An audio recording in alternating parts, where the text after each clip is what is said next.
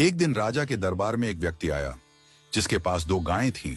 वह व्यक्ति राजा के सामने पहुंचा और बोला, महाराज, आपके राज्य में इतने विद्वान पुरुष हैं, आपके मंत्रिमंडल में इतने बुद्धिमान लोग हैं। मैं एक साधारण सा प्रश्न पूछना चाहता हूं। क्या आप मुझे यह बता सकते हैं कि इन 2 गायों में मां कौन है और बेटी कौन?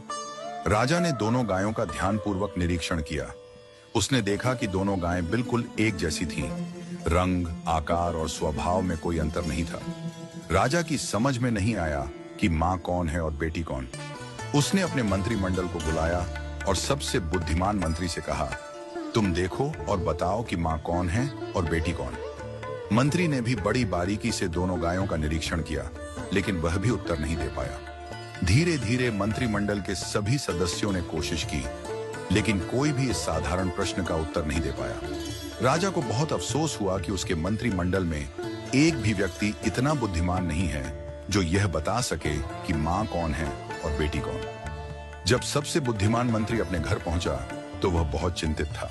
उसकी पत्नी ने पूछा, आज आप इतने परेशान क्यों हैं? क्या हुआ?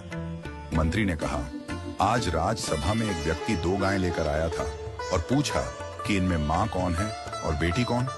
हम सबने देखा, लेकिन दोनों गायें एक जैसी दिखाई दी।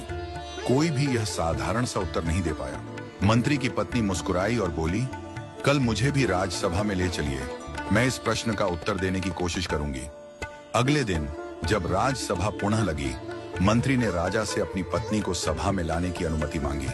राजा ने अनुमति दे दी। मंत्री की पत्नी को बुलाया गया और दोनों गायों को भी सभा में लाया गया। मंत्री की पत्नी ने कहा, महाराज, मुझे एक अवसर दें। उसने दोनों गायों के सामने घास के एक एक टोकरे रखवाए। जब दोनों गायें घास खाने लगीं, तो थोड़ी देर बाद मंत्री की पत्नी ने घोषणा की, यह गाय मां है और यह गाय बेटी है। वह व्यक्ति जो गायें लेकर आया था, उसने तुरंत सहमति जताई और कहा, आपने बिल्कुल सही पहचाना। राजा ने आश्चर्य से पूछा, तुम्हें कैसे पता चला कि मां कौन है और बेटी कौन?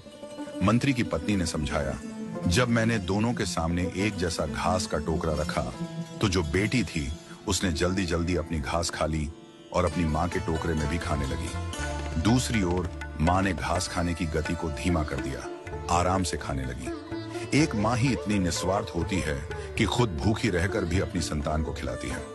इस कहानी का संदेश बहुत गहरा है। जैसे एक मां निस्वार्थ प्रेम करती है और अपनी संतान की भलाई के लिए खुद को त्याग देती है, वैसे ही ईश्वर भी हमें बिना किसी अपेक्षा के सब कुछ देता है। हम सब ईश्वर की संतान हैं और उसने हमें यह सुंदर सृष्टि निस्वार्थ प्रेम से दी है। हम अक्सर ईश्वर से केवल अपनी इच्छाओं की पूर्ति की प्रार्थना करते हैं, लेकिन कभी यह नहीं पूछते कि हे प्रभु, आप खुश तो हैं? जिस तरह हमें अपने माता पिता का सम्मान करना चाहिए, उनसे बातचीत करनी चाहिए और उनकी खुशी का ध्यान रखना चाहिए, वैसे ही हमें ईश्वर से भी संवाद बनाए रखना चाहिए।